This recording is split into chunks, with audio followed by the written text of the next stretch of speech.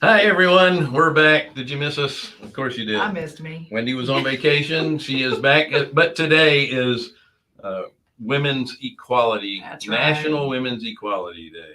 And we have two wonderful guests that we're featuring. Part of what we do is in our mastermind groups that we are always promoting. You need to be in a group of like-minded individuals. We're able to be friends with some really smart individuals, and we've brought them on today. So, and they're women. Yes, you didn't mention that. That's the theme. So on National Women's Equality Day, I have two men that are coming on the show to talk about women. Anyway, more on that right after this.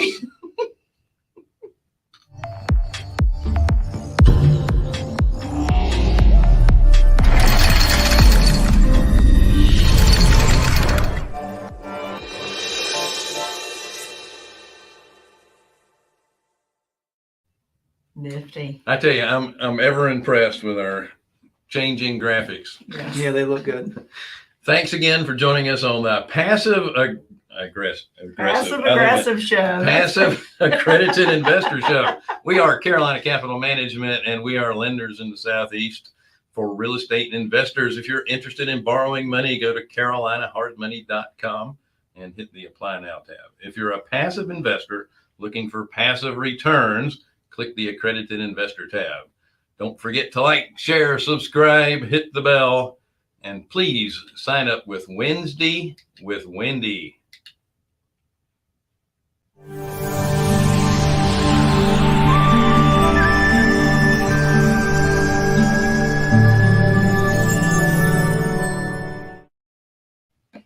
So Wendy gives up every Wednesday afternoon to anyone who wants to talk real estate with her.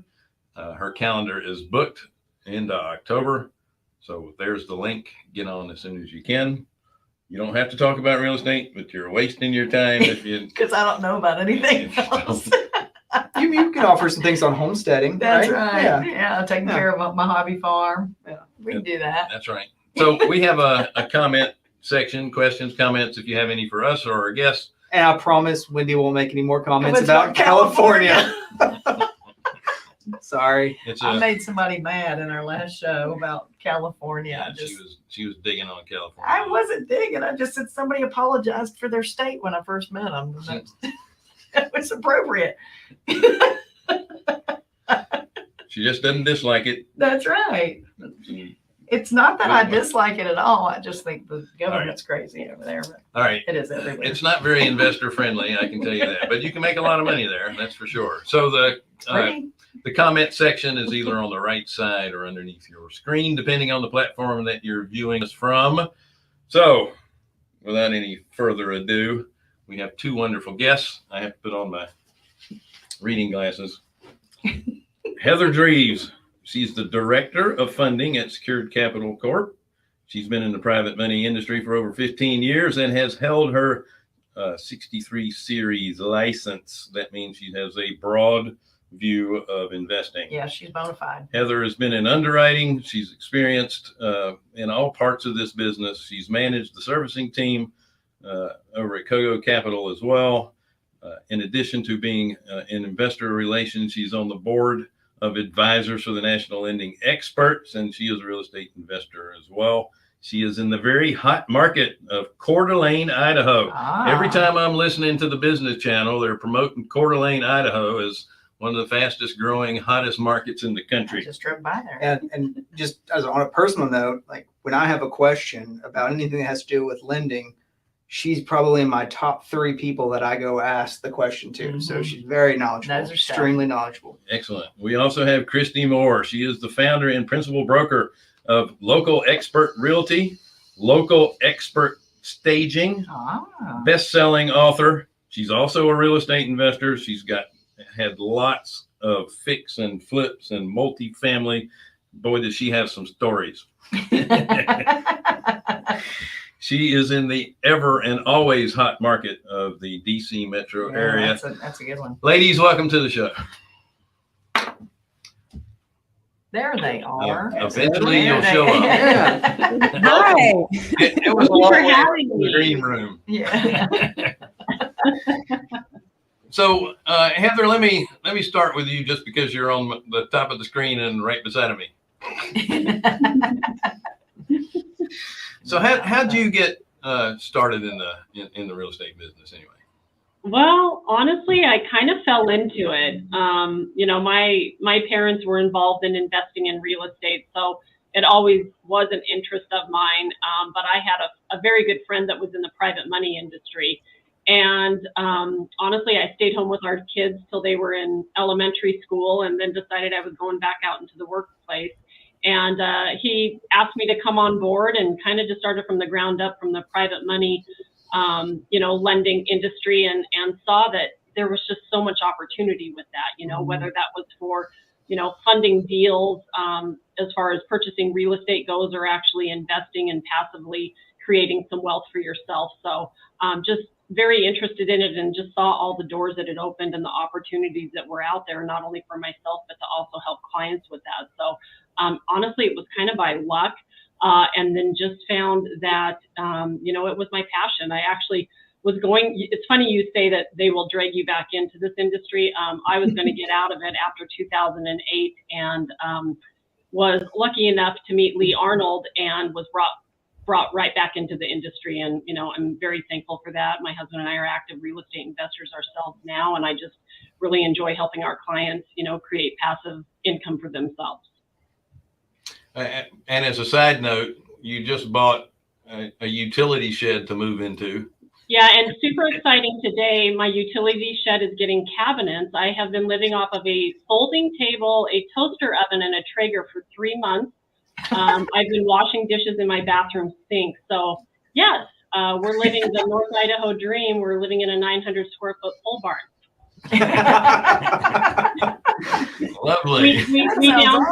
We downsized from 5,000 square feet and, you know, suburbia life, and we're just, you know, we're living off the grid. So it's amazing that I get to work put together, because it's quite a task. That's awesome. That's awesome. Kristy, you have had quite the journey in real estate. I know it started off in the mortgage industry, you know, during that fun time in 08 and 09, right? Yeah, I actually was probably a part of the housing crash, because I was doing subprime loans. So it was your fault. Yeah, maybe a little bit. Well, the funny thing is, I talked to one of our mortgage reps, and I was like, I don't know who's giving these people these loans. I don't understand. I would never loan them a dime. I don't know who's doing this. And he was the one that told me they were chopping them up and selling them on the stock market. And I was horrified. I just realized, like, this is not going to end well. So I actually got out of all of my investments in 2007. And so I was a little bit protected in 2008 when, you know, the market crashed. I lost a bunch of money in deposits, but I didn't lose nearly as much money as, you know, most people did during that time. So I got a little bit lucky there. But I've been in real estate pretty much my whole life. My mom taught herself how to fix up houses by going to the library and checking out books. And I watched her fix up a ghetto house that we grew up in, and they made a huge profit. And that's what took us to the suburbs. So, you know, I kind of saw that whole journey with fixing up houses and how that could generate, you know, income and wealth. And that's how I got started in the business. And I've done a lot of different things in real estate. So it's definitely been quite the journey. See, there was a way to learn how to fix up a house before YouTube, wasn't there? Yeah. Yeah. It was called the library. So I see you bought your first home when you were 23, and you totally remodeled it. I actually had you beat. I bought my first house at 19. The difference was I just made it worse. I didn't. You had a motorcycle in the living room for years. It was not in the living room. That's right. It was in pieces in the living room and the dining room and the kitchen. No, it was not. It was in the entry foyer. The motor to my Volkswagen Baja buggy was in the living room. Oh, okay. I got that mixed up. Sorry. Did you sell it for a profit though? Yes. Yeah, that's what was interesting when I bought it. Jimmy Carter was president, and the going interest rate from my FHA loan was 14.5%. Oh my gosh! Wow. but I got state bond money, and the way now state bond money, they'll subsidize your down payment. And back then they subsidized your interest rate. And it was a non-qualifying FHA loan. So as soon as I bought the house, Which is why I got it. anyway, they subsidized my interest rate. I was only paying 7.25%. Oh, wow. But I immediately started getting letters in the mail from people that wanted to buy my house with so much money down, and they would just take over my payments, obviously. So even when the interest rates were in double digits, there were still people in the real estate investing business. No doubt. So since this is Women's Equality Day, Wendy, would you like to participate? I was wondering if he was going to take a breath. So, one of the things that I think is so kind of funny, I should say, is that that we have a Women's Equality Day, because in my opinion, every day is Women's Equality Day, right? Exactly. And I'm when you work with fine gentlemen like us, that's what makes it all happen. So the thing that I think is unusual is I've never felt through my whole career, I've never felt as if I was being pushed down or dragged down or held down because I was a female. And I think it's because of maybe the type business I've been in. You know, when you're in sales, you eat what you kill. So, you know, you've got that going for you. But I never felt held down or held back. Did either of you go through anything like that? Heather. Well, I think it's interesting because, you know, this is a conversation that we have at our office, and it is kind of a man's world, but I don't even recognize or acknowledge that until someone says it to me. And I have to tell you, I was raised by a Marine Corps pilot. He had 3 girls, and he raised us like a drill sergeant. And you know, he was just really, hey, you want something, you need to work for it. No one's going to give you anything. So I don't even acknowledge that. But when you look around, there's very few women in the industry, especially as a fund manager, you know, in the private money space. And you know, you go to Collective Genius, go to Freedom Founders, most trust advisors are men, you know, and so it doesn't seem to affect me, and I don't feel like I've ever been held back for it. I do think there's a lot of opportunity for women.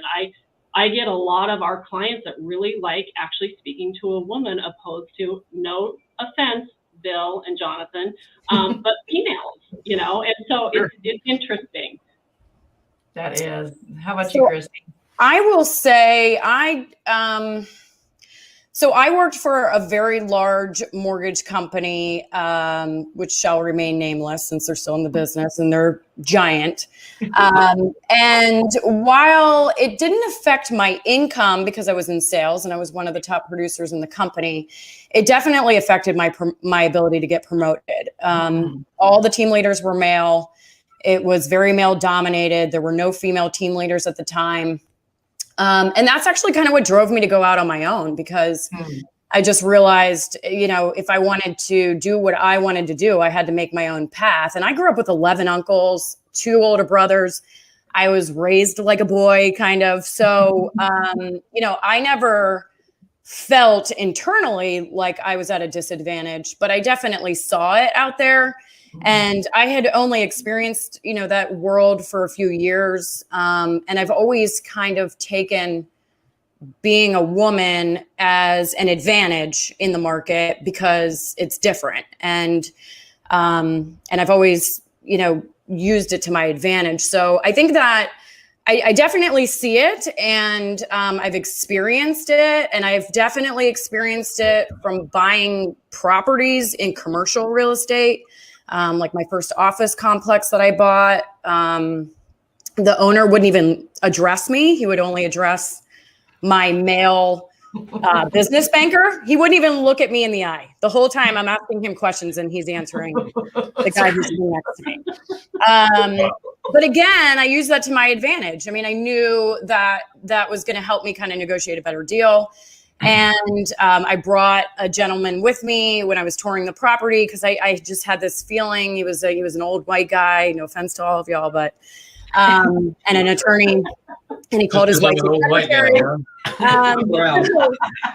I've definitely experienced, and then I also had, when I was going to buy my first commercial property, when I told the male broker what I wanted, he actually said, well, honey, this is when you would tell your clients they're being unrealistic. And I've had contractors treat me differently, where they tell me they don't want me to break a nail. I mean, it's like ridiculous. But again, I've just kind of never let it bother me. I just keep moving forward. It is what it is. So I think that's what makes the difference, is it's all in the attitude. And I love what you said about taking advantage of it and using it as a tool, rather than whining about it, because you can really take people off guard. Yes. And they're like, whoa, wait a minute. You know how to hang sheetrock? Or the best thing is being underestimated. I mean, I've made probably millions of dollars off of the hair twirl clothes. Of like, what?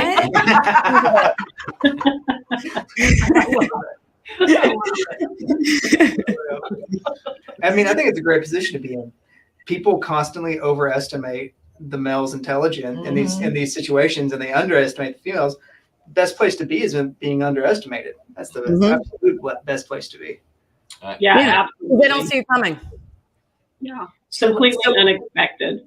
It is, and another challenge I think as women that we have as women is, we're in most cases the caregiver in our home as well, with the kids and cleaning the house and going to the grocery store and all kinds of things like that.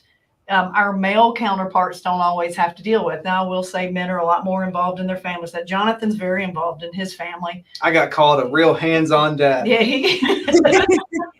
He actually caught his baby in the bathroom when she was born. Wow. That's a cool story. That's great. But I think, that's just another challenge that we have to deal with, to not only be great at what we do for a living, but also be mom and take care of the household, right? Yeah. Well, and the other challenge I think I've had is being strong and opinionated can also come across as being not very nice. Yeah, they call us itch bags. Yeah, I have some nicknames around here, and I'm just a very direct person. Like, I will just walk right in someone's office. Okay, what do we got going on? And I've had to learn over the last few years to really work on my presentation a little bit, and know who I'm speaking to and how Lee and I work great together. We're both very direct. We took a personality test here, and funny enough, we were exactly the same, but not everybody communicates that way. So that's probably been my biggest challenge as a female, is really, still being strong and opinionated and, strong in my beliefs, but learning how to communicate with different types of personalities too. So that's awesome. Definitely benefits and definitely challenges for sure. Mm-hmm. That is where that predictive index test comes in very handy. It was interesting. Yeah, you know everyone's personality, and what's more important is how do you deal with those different personality types. Mm-hmm. And the worst part about our current society is that apparently our skin continues to get thinner and thinner. Yeah, what's up with that? Oh. Now, instead of trying not to be offended, people are looking for ways to be offended. And that's their problem. That's right. No, I agree. We are who we are, and we love everyone. And if you don't love us, that's okay too. Well, I have to tell this great story. My parents are 83 and they're going to Costco. I got to share this. They go into Costco. They're at the checkout line. There's a girl standing there bagging. She's got half her head shaved and she's got rainbow colors in her hair. And so my 83-year-old dad walks up and starts singing Somewhere Over the Rainbow. She was a little miffed and walked away. And I'm thinking, gosh, if you're going to be that bold in your life, you need to be prepared to be sung to. Right. I think I'd really like your dad. He's a great guy. My mother was mortified, but I laughed. I thought it was pretty funny. I like that. So let's talk about some real estate investing real quick. Kristy, I know you've fixed and flipped a bunch of homes over your career, but you have this one story with a multifamily purchased in Dillon, South Carolina. Oh, I know that. Right. Now. Oh, God. Give us the 30,000 foot, the start and the current situation in that place. Oh, I don't know if we actually have time for this story, but I'll do my best to keep it short. So I bought this property. It was 50% occupied. It was a total disaster. I mean, it wasn't, the units that weren't occupied weren't habitable. So I bought it with the understanding that I was going to fix it up and rent it. And I bought it at auction. Numbers made all kinds of sense. I have done a lot of construction. I've run my own crews. So I wasn't worried about the fix up part, but I had no idea what I was getting myself into with the community part. Because the property manager that I met with was the current property manager, but little did I know that the property manager before her was actually a gang leader. And he put all of his gang members in the property, and they basically ran it as like this like criminal, like playground for criminal activity. And so once I started, well, actually the day that I bought it, there was a murder on the property. Somebody got shot and killed. And so it was Friday the 13th too, which I mean, Nice. Could you imagine? And that same day, my mom actually went to the hospital by ambulance with no pulse. So it was like it was a great day. It was like the worst day of my life. But anyway, so then, we're trying to kick these people out. COVID hits. We got eviction moratoriums. I'm trying to get all these gang members off the property. We have cameras installed. We see everything that's going on with like gun deals. The cops are involved. That's why like none of this stuff was showing up in like crime reports, because the cops were literally being paid by all the gang leaders, by the gang members. So as we're kicking people out, we got threatened. Our lives got threatened. There was a video that we have of the guys. There's like 30 guys with AK-47s and AR-15s threatening my mom and I because we're kicking them out. And my mom like didn't even care. She was like, "No, you don't scare me." This woman is the OG. So anyway, so we're fixing the places up. We're dealing with dirty cops. They're not like 911 doesn't work in that neighborhood. They were not doing anything. They were not coming when we would call. They weren't helping us with evictions. They weren't helping us with the crime. So we just like took the matters in our own hands and just started doing things that I may or may not be able to talk about on this show to get people out. We evicted 30 people, all of whom we had at some level doing criminal activity. We built relationships with the magistrate. And then we had a building burn down. We had 12 buildings, now we have 11. One of them burned to the ground. Wow. And that was right after. It was right after we had just finished all of the fix-ups and the place was running great. And we were super happy. We got through the whole gang thing and all that stuff. And, but I mean, today, so the cops used to show up 4 times a day or get called 4 times a day. They haven't been there, I don't know, probably 6 months. They haven't been there in like 6 months. That's amazing. We have security. We got a security gate. We have cameras. It's mostly single women with children that live there. Everybody's passed background checks. We have a new property manager that isn't prostituting on the property for coke like the last one. I need a side gig. Even with that building burning down, which was the biggest building that we had, we increased our rent roll by, I just looked at it this morning, actually, by 23,000. Wow. We increased our collections because we actually started charging, rubs and all kinds of other fees and stuff. And that got increased by 29,000. So wow. We are just rocking and rolling. Like it got to the point where we were sending out our numbers to brokers to sell it, and they didn't believe us. They didn't believe, like, our collections are at 97%. Whereas most of the other buildings in that area are down 25, 30%. You know, like they truly didn't, they thought we were fudging our numbers, which is like not what we do. So, it's been a crazy ride. I mean, but you know, Bill, I have to give Bill a lot of credit because when I was in the middle of all of that, like literally, I think the building had just burned down and, we had a dumpster fire that same day. I mean, it was some crazy, it was somebody breaking in, trying to light the other place on fire. It was ridiculous. And he's like, well, it sounds like you're almost on the other side. Just keep going. And I'm like, I'm quitting. I'm out. I can't do this anymore. I'm really done. But when he's told me that, you know what, I was like, you know what, I just keep going. Like, he's right. We're almost on the other side. We just we just kicked everybody out. Like, we've got to see this thing through. And, you know, we had a mission when we started to be able to provide, you know, safe and clean housing for, you know, people in the lower income brackets. We don't have very many HUD people. We only have 5% HUD. So they're all working class people and they deserve decent housing. So, you know, we had a mission and we wanted to quit almost on a daily basis, but we didn't. And my mom and I worked together and it was like, we just laughed because we were just like, you can't even make this stuff up. Like, it was so ridiculous. That's amazing. So yeah, we have it under contract now, for a profit, which is also amazing. So yeah, it's been quite the journey. That's amazing. I was thinking about your mom as part of those threats, and she doesn't care, and she's like, "You just wait till I get out of back surgery. I'm going to come back and kick your ass." I know, like she literally. So everybody on the property was packing except for her, and she was literally just went up to one of the guys and was just like, "You don't scare me, but if you mess with my daughter, you're going to have a bad day." And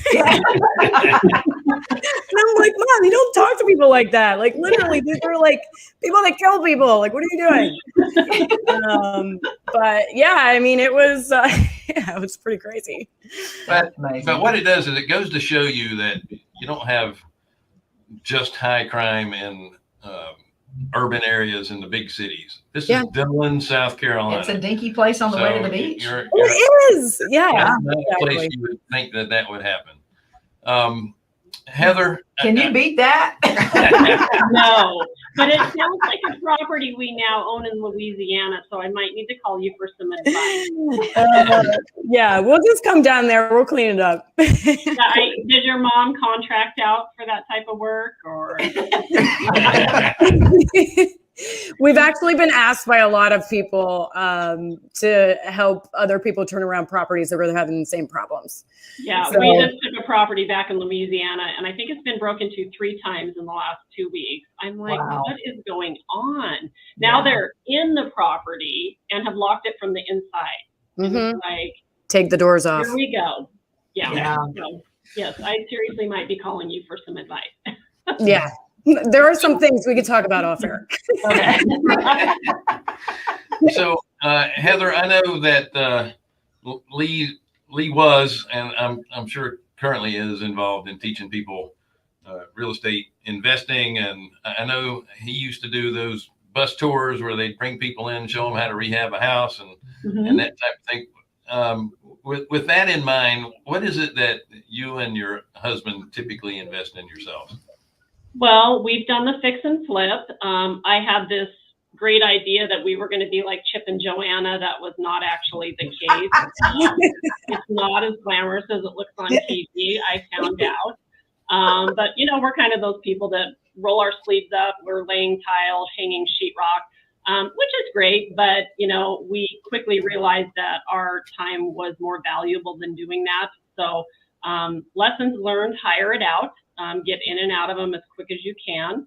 And we've done well. You know, we have a couple rentals now. We actually own a little rental here in downtown Coeur d'Alene, which has doubled in value in 2 years. So that was a really good project to get in. It's just a little house. The Coeur d'Alene area, as you mentioned, Bill, is just a hot market. It has become very popular. But, you know, what we're looking into now is self-storage because there is so much growth in this community. And there are so many people moving here. 1, there is a housing shortage. And 2, you know, there are a lot of people looking for self-storage units. And we discovered this when we started looking for one. and realized there was not a lot out here. So I think we're moving from more of the, we both have full-time jobs. And so the real estate investing is just something we're doing on the side. So we need to look at other options that are a little more passive for us. One of the things that I feel really thankful for is through the different projects that we've been involved with, we always had our kids do it with us. And our oldest son is a fireman, and we're like, this is a perfect opportunity. I mean, you don't just have one job anymore. You have, your everyday full-time job if you're not a full-time investor, but you can do things like this on the side to create wealth and additional income for yourself. So if all we gained from doing those projects was showing our kids an example of hard work and what kind of opportunities are out there, then it was all worth it for us. Well said. But yeah, we've got a couple of rentals, but we are definitely going to move more towards the passive side and look at maybe more self-storage units. Just kind of exploring that option right now. That's awesome. Yeah, we all love self-storage. Yeah. And I say this a lot. As Americans, we value our $500 worth of junk and Our stuff. $200 a month for 3 years to store $500 worth of stuff. And in my case, I have to have mine heated and air conditioned because my $500 worth of stuff is very important, and I want it to be comfortable while it's waiting for me to come visit it. Ladies, thank you so much for joining us. It's been awesome. Yeah, it was Heather, a pleasure. if anybody wants to get in touch with you about possibly investing in, you guys have a couple of funds, right? We have a couple of funds.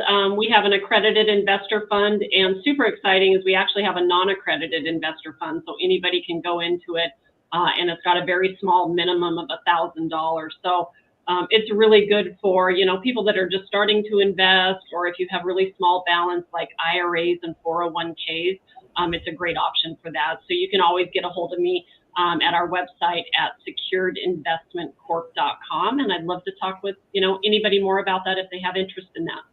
Awesome. Excellent. So are you going to get on the Robinhood app? Well, I would love to. I bet. Yeah. That would be awesome.